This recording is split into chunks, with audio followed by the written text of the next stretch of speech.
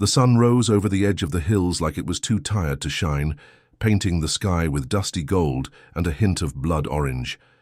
In the tiny village of Gorapati, mornings meant struggle, and no one knew that better than Dev. A poor farmer with cracked heels, rough hands, and a heart worn thin, he lived on the edge of survival, planting, hoping, watching the sky for mercy. Dev's field was nothing special. Dry patches of land with half-dead crops that clung to life like orphans. He owned just enough to be called a landowner, but not enough to escape hunger. His shack, made of mismatched bricks and a tin roof that sang loudly during storms, stood alone like a forgotten soul. No wife, no kids, just him and his father's old radio that played folk songs from a station barely alive. That morning, something felt wrong. Dev couldn't name it. Maybe it was the way the birds stayed silent, or how the air seemed heavier. He had barely taken 2 bites of stale roti when he heard a strange echo, like wind brushing over something, unfamiliar. He grabbed his hoe, more out of habit than need, and stepped into the eastern side of his field, the part closest to the old banyan tree. The grass here grew wild. He hardly went there anymore. The ground wasn't good for crops, and some villagers claimed the area was cursed since the old priest had died under that same banyan tree a year ago. Dev squinted as something white caught his eye among the tall grass. First, he thought it was a torn plastic bag, then maybe some dumped cloth. But as he walked closer, his footsteps slowed. The hoe dropped from his hands with a low thud. A woman, lying face up in the middle of his field, completely naked. Dev's breath caught in his throat. His mind raced. What was this? Who was she? His eyes darted left and right. Was this some kind of sick joke? Maybe the village boys playing a prank. Maybe she was dead. God forbid. Maybe this was murder. But then she moved, barely. A slow rise and fall of her chest. Alive. He stepped closer, heart hammering in his chest. Her body was bruised, red marks across her arms, cuts on her feet. Her hair was long and tangled, scattered across her face and shoulders. She looked young, maybe 22, maybe 25. Pale skin, dry lips. Dev swallowed hard. The right thing to do was call the police, maybe go to the sarpanch, but one look at her condition and he knew what the village would say. Poor man. Finds a naked woman in his field. They'd kill him before asking questions, so he did the only thing he could. He pulled off his cotton shawl, his only extra layer against the wind, and wrapped it around her trembling body. Then he bent down, slid his arms under her, and lifted. She was surprisingly light, like something hollowed out by grief or time. Her head rested against his shoulder, and for a moment he thought he heard her whisper something, but the wind carried it away. Carrying her across the uneven field felt endless. The stones stabbed his feet, and sweat ran down his back, but he didn't stop. She needed shelter, water, anything. Inside his shack he laid her gently on his charpoy. The bed creaked under her, but she didn't move. He poured water into a steel cup and carefully touched it to her lips. A little spilled, but then, suddenly, her lips parted. A soft sip, a flicker of awareness. Her eyes opened slowly. "Where am I?" she whispered, voice barely audible. Dev leaned back, startled. "You're in my home, my field. I found you lying out there." She blinked, confused, her eyes deep brown, searching, looked around the small room like it was a foreign country. Then she tried to sit up, only to gasp in pain. No, don't move," Dev said quickly. "You're hurt." "I don't understand," she said, clutching the shawl to her chest. "Why am I here? You were unconscious?" "In the field. No clothes, nothing," he explained gently. "You're safe now." She looked down at herself, then away, as if shame had just caught up to her. I don't remember anything," she said quietly. Dev frowned. "Nothing? Not your name? Where you're from?" She shook her head slowly. Tears welled up in her eyes. "I woke up just now when I have no idea who I am." Dev didn't know what to say. Amnesia. Was that real? He'd only heard of it in old Bollywood films. But the fear in her eyes, the trembling in her voice, it wasn't fake. She was truly lost, not just in place, but in identity. He stood, unsure what to do. "I'll make something warm. You need food." As he stepped toward the corner where he kept his clay stove, she asked suddenly, "What's your name?" "Dev," he said without turning. "Thank you, Dev." He lit the small fire with trembling fingers, his mind spinning. Who was she? Where did she come from? Why was she naked in his cursed field? And most importantly, what had she forgotten? Outside, the sky darkened slightly, even though it wasn't yet noon. A storm was coming, and with it, answers he wasn't ready. For the storm didn't wait long. By the time Dev finished boiling some rice and lentils, thunder had begun to growl over the hills, like an old animal waking up angry. The wind picked up, slapping the sides of the shack and rattling the metal roof. The woman, still wrapped tightly in Dev's shawl, watched the door like she expected someone to burst through it at any moment. Dev placed a warm bowl in front of her on the bed. "It's not much," he said, "but it'll fill your belly." She gave a faint nod, her hands shaking as she picked up the spoon. For a while they said nothing. The only sound was the rain beginning to hit the tin roof, like coins falling from the sky. "I saw bruises on your arms," Dev said softly, without looking at her. "Did someone hurt you?" She stopped eating, her hand frozen mid-air. I don't know." He turned toward her, watching her face carefully. "You don't know, or you don't want to say?" "I really don't know," she said, this time more urgently. "I close my eyes and see flashes, bright lights, trees running through something. Then nothing, just blackness." Dev nodded slowly, trying not to press too hard. "And your name? Nothing comes to you?" She bit her lip. "I want to say it's something simple. Maybe starts with an S, but it's like trying to grab smoke." Dev sat on the wooden stool near the bed, arms crossed. "Do you think you're from this village?" She shook her head instantly. "No, the way everyone looked yesterday, the people walking on the road, their faces, the clothes. I didn't recognize anything." Dev rubbed his chin. "There's a hospital in the town 30 kilometers from here. They might help you." A flash of panic crossed her face. "No, please, not yet. Why not?" "I don't know why, but something inside me says I shouldn't trust people right now. Like someone out there is looking for me. And not in a good way." Dev stared at her, eyebrows tight. "You think someone's after you?" "I just feel it," she said, "like I was running from something when I blacked out." Lightning flashed through the small window, lighting up her face for a second. She looked so out of place in his world. Fragile, like something broken, but also like someone who'd seen things no one should. Dev stood and poured water into another steel cup, handing it to her. "You can stay here, at least until you remember something." Her eyes widened. "You'd let me?" "I'm not heartless," Dev said, a little embarrassed by her surprise. "Besides, throwing you out would make me worse than the animals." A faint smile touched her lips, the first since she'd woken up. That night Dev gave her the bed and slept on a mat by the stove. The storm howled outside, but he couldn't sleep. He kept turning her words over in his head. Something inside her said danger. Something she couldn't remember told her not to trust anyone. What kind of woman ends up naked and bruised in a poor man's dying field, and then forgets her whole life? Morning came with a heavy sky and clouds that refused to move. Dev stepped out to check his crops. They were half drowned, soaked in too much rain after so many dry months. It was always one extreme or the other. As he returned, he saw her outside the shack, barefoot, staring at the sky like she was trying to read something in the clouds. "You shouldn't be out in this cold," he said, handing her a spare blanket. "I had a dream," she said suddenly, not moving her eyes. "What kind of dream?" "I was standing in front of a large wall. It was covered in writing, symbols. I couldn't understand, but I felt like I was supposed to remember them, like they were warnings." Dev frowned. "Sounds like your mind is trying to give you back your memories." She turned to him. "Do you believe in fate?" "Don't know. I believe in soil, sweat, and bills," Dev replied. "Fate's for people who can afford to be philosophical." She let out a dry laugh. "I think I was part of something, Something bad.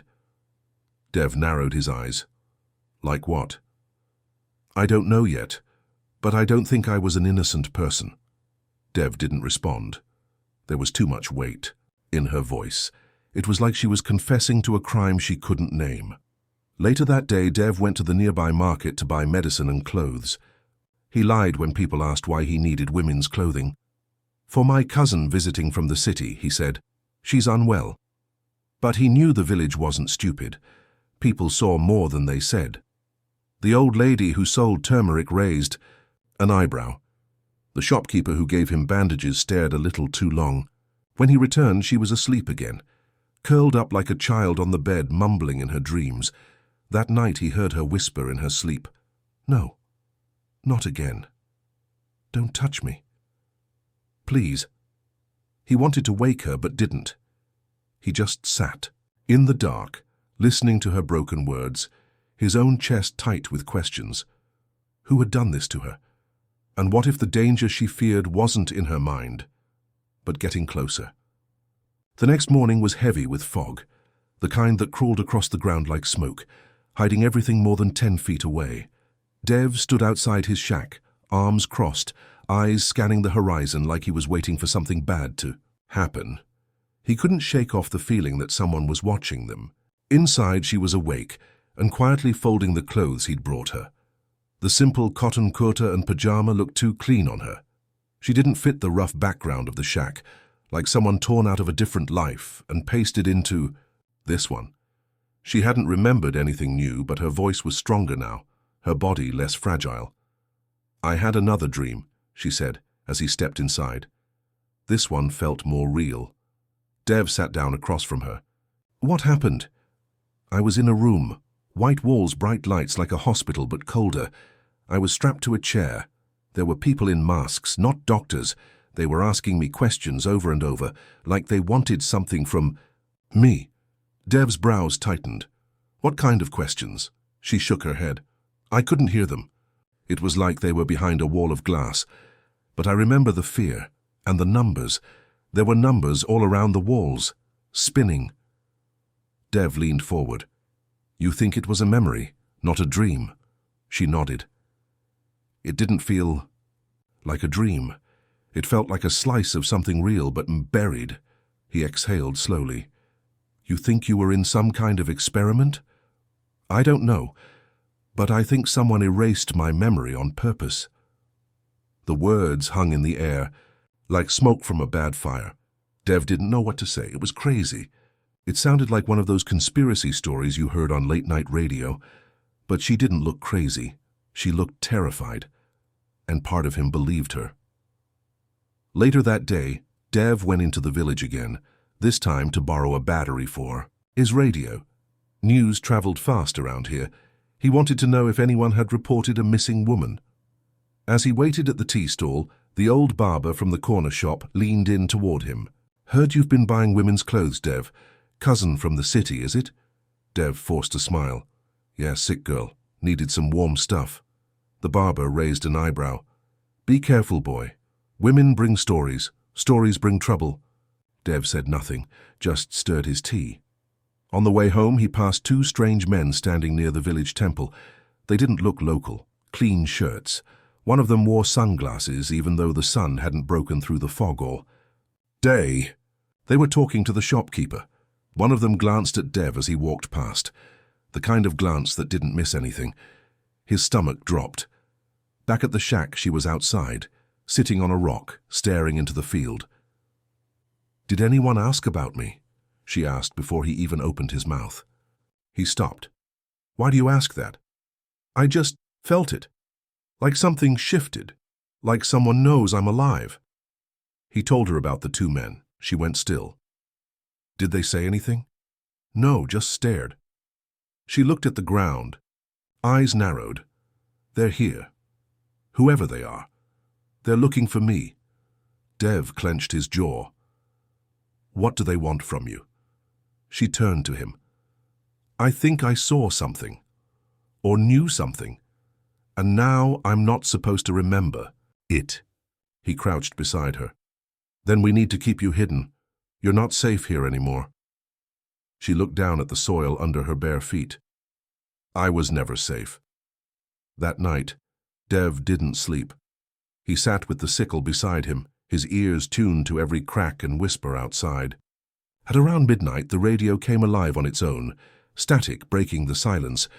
Then a strange sound, a high-pitched whine, cut through the room. Dev turned the knob off, but it didn't stop. The sound wasn't from the radio. It was in the air. She sat up suddenly, eyes wide. They're scanning. Dev blinked. What? They're looking for me, using frequencies. That sound, it's how they track people like me. Dev stared. People like you? She looked at him, and for the first time her voice had steel in it. I don't think I'm normal, Dev. I think I was created. Silence. Even the crickets outside had stopped. He sat back, stunned. Created? I think I'm not just someone who lost her memory. I think I'm something that wasn't meant to survive. Dev wanted to laugh it off, call her delusional, but he couldn't. Every word she said felt rooted in a truth too dark to ignore. She walked to the mirror and stared at herself. I have no scars, no stretch marks, no moles. My skin is too perfect, but I feel pain. I feel hunger. I bleed. So I'm not a machine. But I'm not fully human either. I think they used me. I think they built me. Dev sat back, dizzy. Built you for what? I don't know yet, but something is waking up inside me, and I think if I stay here, they'll burn this place to the ground to find me. A chill ran through Dev's spine. The woman he had found naked in his field wasn't just lost. She was dangerous, not because of what she could do, but because of what others would do to keep her from remembering who she was. Dev had never thought of himself as brave. He wasn't the kind to punch a man or stand tall in the face of trouble. He survived by keeping quiet, working hard, and never asking too many questions. But now, sitting across from a woman who claimed she might have been created, he realized life doesn't ask if you're ready for chaos. It just brings it to your door. That night, they didn't sleep. The strange buzzing had stopped, but a new silence had settled around the shack, thick and wrong. Even the dogs in the village, who usually howled at the moon, were quiet. It was like the world had stopped breathing. She sat curled near the stove, eyes wide open, as if scared to blink. I think they wiped my memory because I escaped, she said, her voice barely above a whisper. I was never supposed to leave, wherever they kept me. Dev ran a hand through his hair. You keep saying they, but who are they? Scientists, the government? She shook her head. No, not government. Bigger, private, hidden. You won't find them on the news. People like you aren't even supposed to know they exist. He stared at her, trying to process the scale of what she was suggesting. And you think they're here? In this village? They're searching everywhere, she said. I must have broken containment. Maybe I saw something. Maybe I had information they couldn't afford to lose, whatever it was. I think they were willing to kill for it. Dev stood and started pacing. You need to leave this place. The longer you stay, the more danger you bring. I can't go alone, she said softly. I don't know where to go or who I am. Dev stopped walking and looked at her. Do you even have a name? She paused, then closed her eyes tightly. I think it was Summer. He repeated it under his breath. Summer. She nodded slowly. It feels right. Something shifted in the room when she said it, as if a door creaked open somewhere deep in her mind. The next morning, Dev decided to risk something bold. He knew a man in a nearby village, Rajan, who had once worked in the city as a tech consultant. It was odd, always tinkering with radios, antennas, and strange gadgets. If anyone knew about weird frequencies or memory tampering, it might be him. Dev left early, telling Summer to stay inside and not open the door for anyone. It took him nearly 2 hours to reach Rajan's place. The man lived in a small hut filled with wires, batteries, old computer monitors, and half-broken drones. He greeted Dev with surprise. You never come here unless something's dying, Rajan said, chewing on a beetle leaf. I need your help, Dev said. Something's off. I need to know if you've picked up anything strange. Frequencies, signals maybe. Surveillance. Rajan squinted. What kind of strange? Dev leaned in. The kind that sounds like high-pitched whines through old radios, like someone scanning for something. Rajan went quiet, then turned toward a messy table piled with equipment. I picked up a pulse 2 nights ago. Short, tight band, not local, not military. Something encrypted, almost like a beacon. A beacon? Dev asked. Yeah, like someone trying to locate a specific target. Not broadcast, narrow, focused. Dev's blood ran cold. Can you trace it? Rajan gave a half smile. Not exactly. But I can tell you it was close. Within 10 kilometers. Dev left soon after, his legs moving faster than his thoughts. He felt a knot tightening in his chest as the image of Sama flashed in his mind, sitting alone in the shack, defenseless. He ran the last stretch of the road. When he reached the field, he saw footprints, not one set, 2, and they weren't his. He burst into the shack. Sama! She was sitting in the corner, breathing fast, eyes wide. They came, she whispered. 2 men. I heard their voices outside. They circled the house, knocked on the wall. One of them whispered my name. My name, Dev. He locked the door and dropped the wooden bar across it. Did they see you? I don't know. I didn't move. I hid behind the grain sacks. I think they tried to look through the window, but the fog was thick. Dev's hands shook as he pulled out a rusty dagger from beneath his cot. He hadn't used it in years. His father had kept it during the riots when neighbors turned into enemies. Now he held it like a farmer grasping the idea of war. They're getting closer, Sama said. Every hour I stay here puts you in more danger. I don't care, Dev said. You didn't ask to be dumped in my field. Whatever's happening, I'm in it now. She looked at him, something unreadable in her expression. Why are you helping me? He didn't know how to answer. Maybe it was guilt, maybe loneliness, or maybe, just maybe, he felt like saving. Her was his only way of saving himself from the silence that had swallowed his life for years. We leave tonight, Dev said, before the fog lifts. I know a safe route through the hills. I'll take you somewhere they won't follow. Where?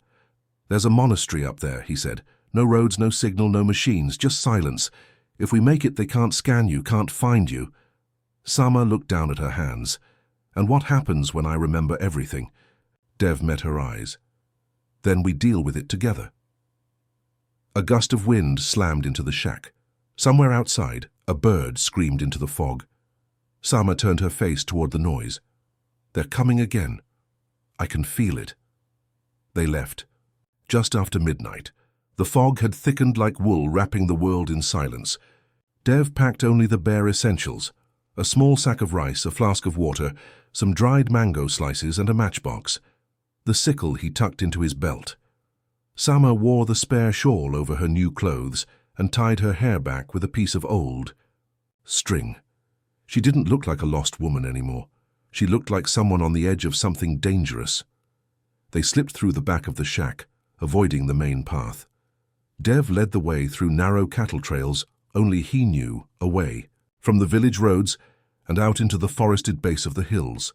The air smelled of damp leaves and old rain. Insects hummed low around them. The moon was hidden behind thick clouds, and the only light was the faint green glow of moss along some trees. Neither of them spoke. After an hour, they reached the foot of the hill. Dev paused, catching his breath. The slope ahead was steep, but the forest grew thick higher up, giving them better cover. Sama leaned against a rock, breathing hard. Do you think they'll follow? If they tracked you once, they'll do it again, Dev said. But not here, not past this point. Why? He glanced at her. Because nothing modern works up there. No cell phones, no signals. The monks say it's spiritual interference. Rajan thinks it's magnetic anomalies in the rock. And what do you believe? She asked. I believe the hills keep secrets, he muttered, adjusting the sack on his back. They started the climb. Branches scratched their arms. Rocks rolled under their feet. But Sama didn't complain.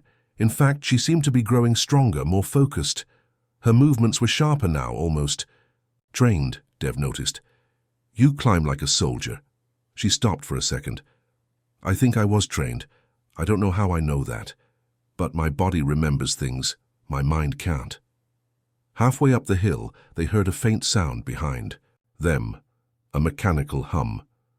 Dev pulled Sama behind a large tree and crouched low. A drone. Silent, almost invisible, it passed over them like a ghost with eyes. Its red light blinked once before disappearing into the trees.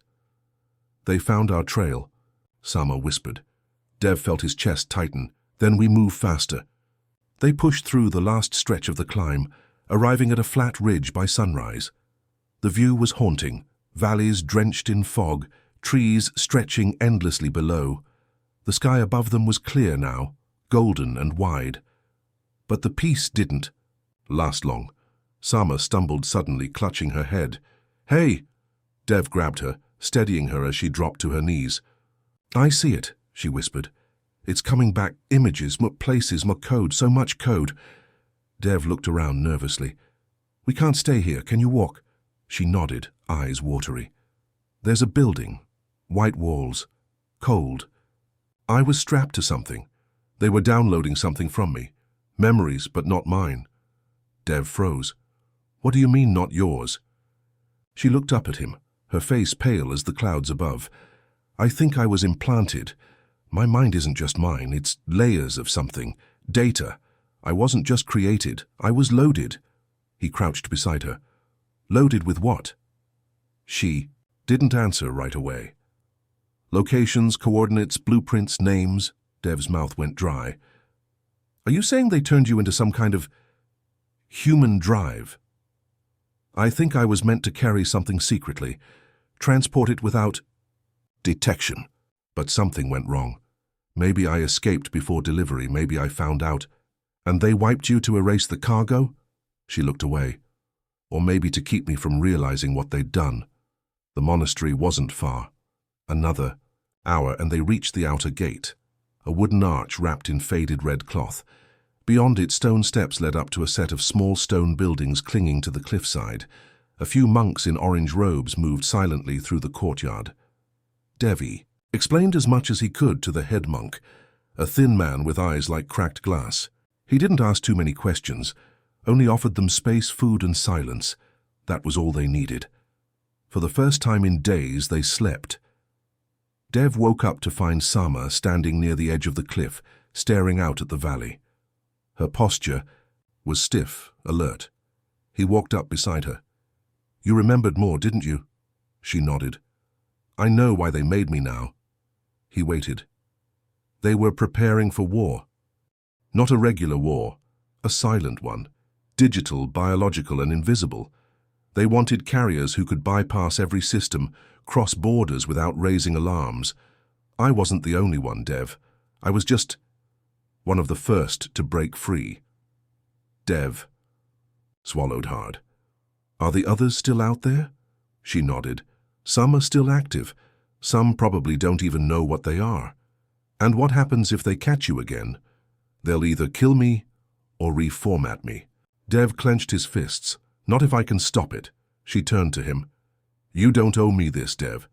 You didn't ask for this madness." He smiled bitterly.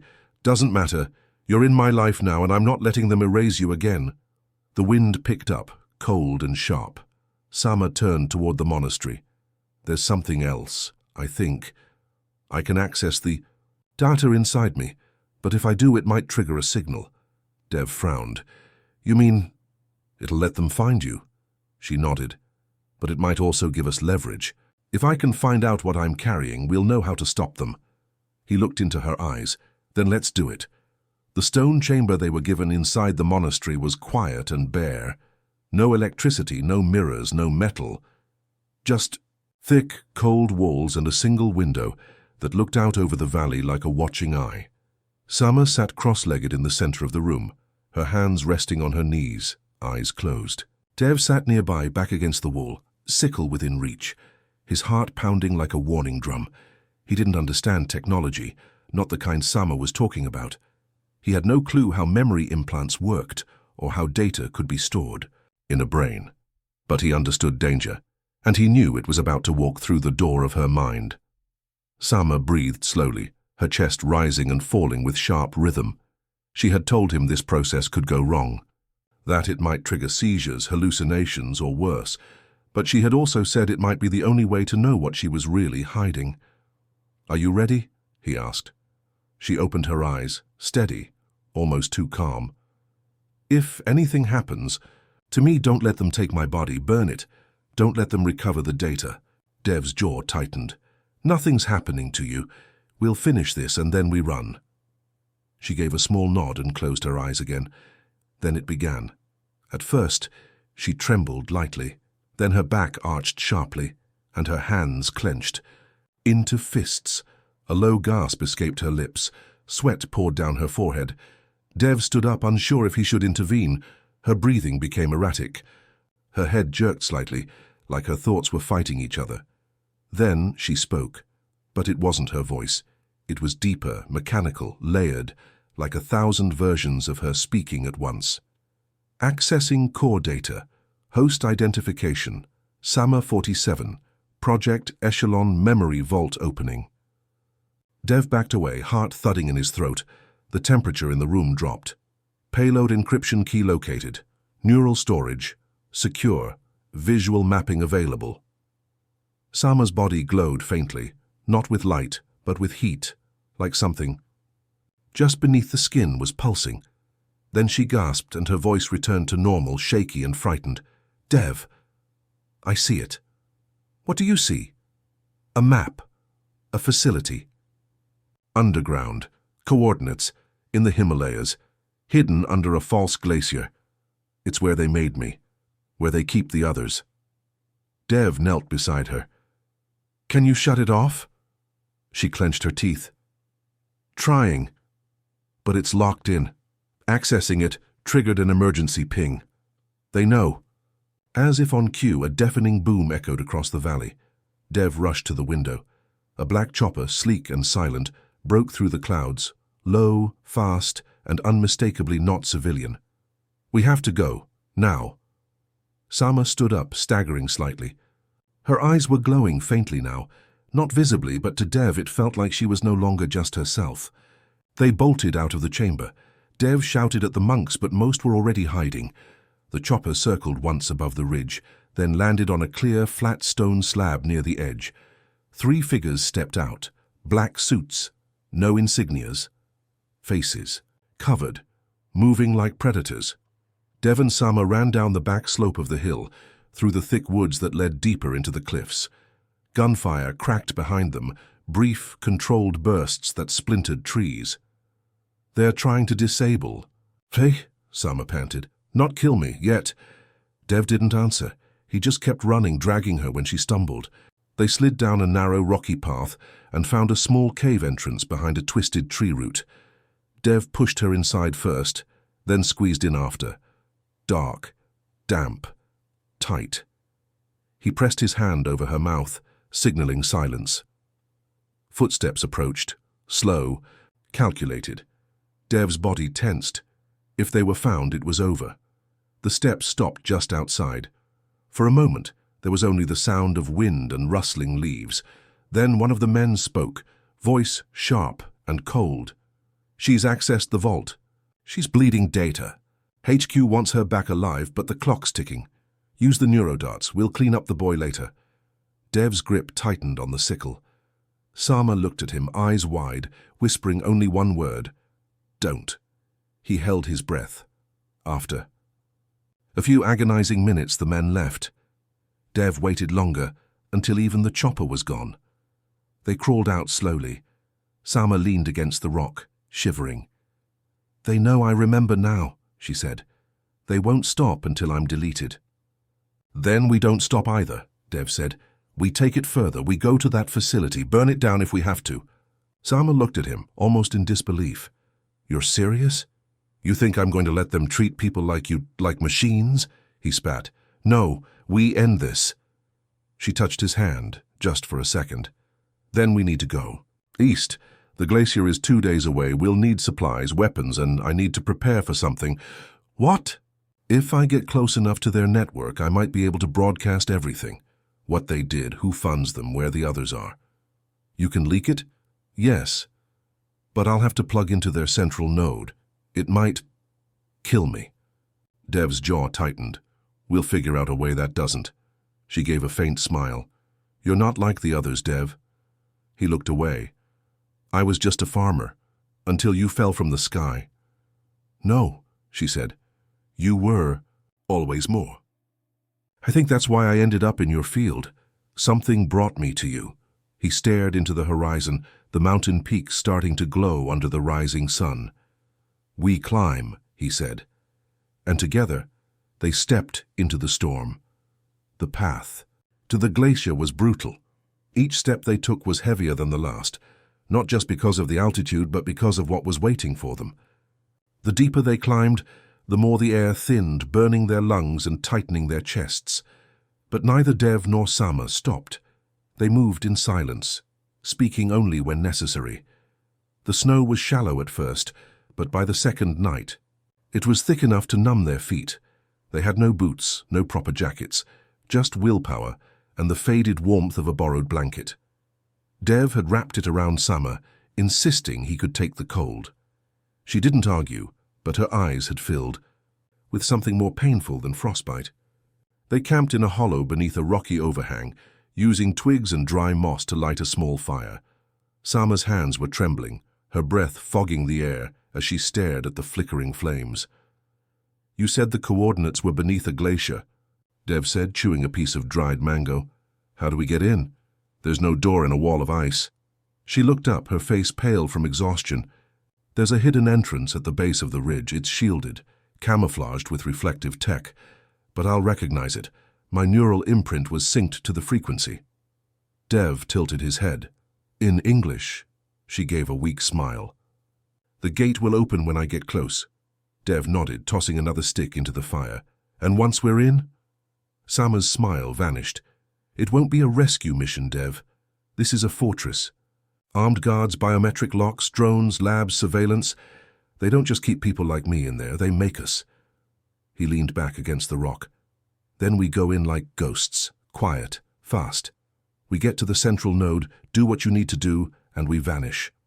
She hesitated. If I plug in, I may not vanish, I may burn out. Dev turned sharply to her. No, we've come too far. We do this together, or not at all. I'm not afraid, she whispered. I'm just tired of not knowing what I am. Dev reached over and took her hand, ice-cold, trembling. I don't care if you were built, born, or beamed down from space. You're more human than half the people I've known. She didn't reply, just looked at him for a long time, eyes shining in the firelight. The next day they reached it. From afar it looked like a natural curve in the glacier, a smooth slope of ice tucked beneath a craggy ridge. But as they got closer, Sama stepped forward, eyes narrowed. She moved slowly, deliberately, like a machine activating a long-dormant protocol.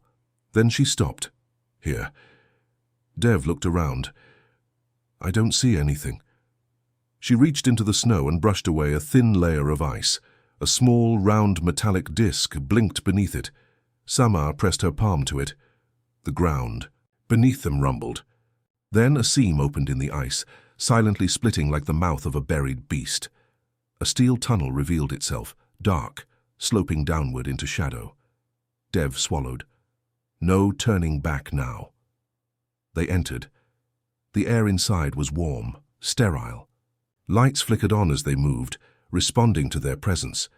The walls were smooth and silver, almost too clean. The silence here was artificial, programmed. After 30 meters, they reached a locked steel door. Sama stepped forward again. A red beam scanned her face. A mechanical voice echoed through the corridor.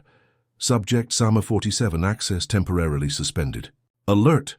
Subject status, rogue. The lights turned red. Dev stepped forward instinctively. We need to move now!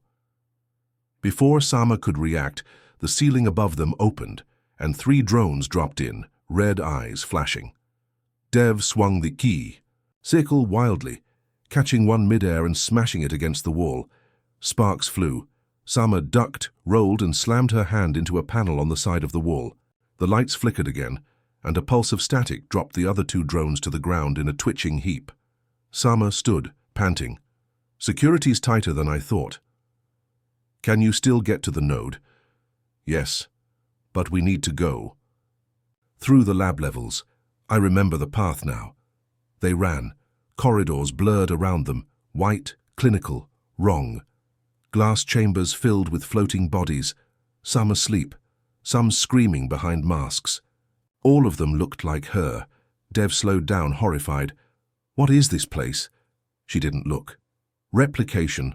They scan personality templates, reproduce behavior, train them in simulation pods. If the model doesn't perform, they recycle it. Recycle? She nodded grimly. They kill us and start over. They moved past a long hallway where 2 guards lay slumped near a panel, unconscious from Sama's earlier signal blast. She began pressing keys on a console, near the main door. This leads to the core. The door hissed open, revealing a massive cylindrical chamber filled with screens, glowing servers, and a circular platform in the center with a single slot, just big enough for a human hand. Sama walked to it slowly. This is it, the node. Dev followed. What happens when you plug in? I'll broadcast every secret they ever stored in me, every name, every experiment, every piece of blackmail, every buyer, every backer. The world will know. And what happens to you? She looked at him, tears forming in her eyes. I'm not sure this body survives. They built me to receive data, not give it back. Dev moved closer. There's always another way, she smiled. This is the way because I chose it. Then she turned and placed her hand on the node. The moment Sama's palm touched the node, the entire chamber lit up like it had been waiting for her. Panels along the walls glowed in brilliant blue. Streams of code poured down the transparent glass like digital rain, thousands of lines moving too fast to read. Dev shielded his eyes, the light too intense. Sama stood in the center of it, frozen, eyes wide, mouth slightly parted. Her body trembled, not from fear, but from sheer voltage. The machine wasn't just drawing data, it was waking it. Data transmission commencing. Vault breach detected. Level 3 classified content unlocking.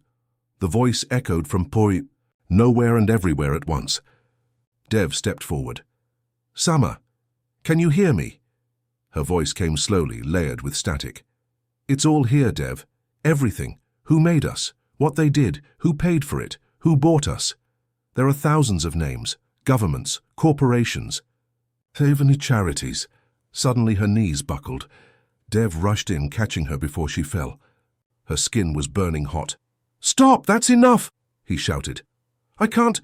If I stop now, the truth dies with me. Her body convulsed, and a sharp pulse of energy burst from the node, knocking Dev off his feet. He hit the wall hard, but scrambled up again. The platform beneath Sama began to glow red, overheating. Warning, memory overload, host stability failing. Dev looked around frantically. There has to be a way to redirect it. He spotted a second terminal across the room, an old interface probably forgotten. Sprinting to it, he yanked out the cord from one of the dead drones they passed earlier and jammed it into the panel. Sparks flew. He winced, but didn't stop. He slammed his hand on the screen. Come on, come on! A green light blinked to life. Auxiliary storage node activated. Redirecting. Back on the platform, Sama collapsed to her knees. The light dimmed slightly. Her voice returned, quieter now. You did it. Dev rushed back to her. I diverted part of the data. You're not going to burn out. She looked up at him, eyes filled with something deeper than relief. You saved me again. He helped her down from the platform. Her hands shook, but she could walk. The room's lights flickered one last time, and then a loud metallic crack rang through the chamber. Alarms screamed to life. Unauthorized. Broadcast detected. Response units en route. Facility lockdown initiated. Sama turned to Dev. We have 5 minutes before they seal this place. Then we blow it up. Sama stared. What? Dev pulled a small black cylinder from his bag, a homemade explosive Rajan had given him for emergencies. You think I came here with just mango slices? Sama laughed weakly. You've changed. I had to. You fell from the sky into my goddamn field. They raced out of the chamber, retracing their steps. The glass pods were still pulsing, with red light. Some of the clones inside them had woken up, banging softly against the walls, confused and terrified. Dev stopped. "We can't leave them." Sama hesitated. "If we release them now, they'll be shot on sight. They won't survive out there." Dev looked at the frightened eyes in the pods. "Then we make sure they never have to." He planted the charge on the main data cable hub behind the wall. A timed fuse, 5 minutes. They climbed out of the corridor and into the glacier tunnel. As they reached the exit, the alarms were distant now, but the shaking was real. Self-destruct. Protocol disabled. External threat detected. System damage. Irreversible. Outside, the cold hit them like a slap, but they didn't stop. The moment they reached the tree line, the world behind them shuddered. A roar louder than thunder split the sky. The glacier ruptured from within. The entire facility imploded, sending fire, steel, and ice shooting into the air like a volcanic scream. Dev and Sama dove to the ground, covering their heads as debris rained down. Silence followed, a heavy silence that felt clean. They stood slowly, snow still falling gently around them. Where once there had been a hidden fortress of inhumanity, now there was only a smoking crater in the ice. Dev looked at Sama. "Is it done?" She nodded. "It's all out there now. The broadcast reached hundreds of unsecured satellite nodes. The truth's been unleashed. They can't bury it anymore. What happens now?" She looked to the horizon. "There will be chaos, trials, protests, cover-ups. But the system they built, it's cracking." "And you?" he asked. "I'm no longer a tool," she said. "I'm free." Dev smiled faintly. "So what now, Sama? You want to vanish again?" She turned to him. "No, I want to live." He held out his hand. "Then come back with me, to my field. No secrets, no wires in your head, just mango trees and bad tea." She laughed and took his hand. They walked away from the smoke, from the blood, from the truth that had nearly killed them both, and for the first time in either of their lives, they were just people, free, together.